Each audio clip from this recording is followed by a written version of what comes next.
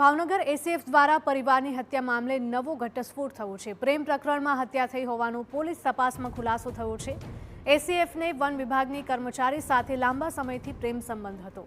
પ્રેમિકાને પામવા વન અધિકારીએ પરિવારની હત્યા કરી હતી। લાશ જમીનમાં દાટી પરિવાર ગુમ હોવાનો ડોળ કર્યો હતો।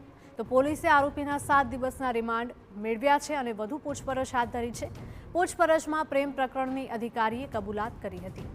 ઉલ્લેખનીય છે કે વનકર્મી શૈલેષે તેના વિભાગમાં કામ કરતી પ્રેમિકાને પામવા માટે પરિવારની હત્યાનો કારસો ઘડ્યો હતો, જે માટે તેણે પત્ની સહિત પુત્ર અને પુત્રીને મોતને ઘાટ ઉતારી તેમની લાશને પથ્થરથી બાંધી ક્વાર્ટરની પાછળ જ દાટી દીધી હતી અને બાદમાં પોલીસને ગેરમાર્ગે દોરવા માટે પોતે પરિવાર ગુમ થયાની ફરિયાદ નોંધાવી રહ્યો હતો અને જેથી પોલીસને તેના ઉપર શંકા ગઈ હતી।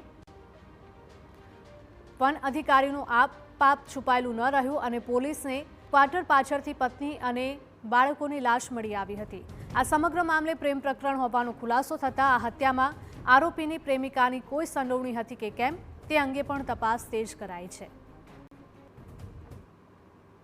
આ જે પ્રકરણ જે છે હાલના તબક્કે જે પ્રેમ પ્રકરણ હોવાની હકીકત જાણવા મળેલી છે।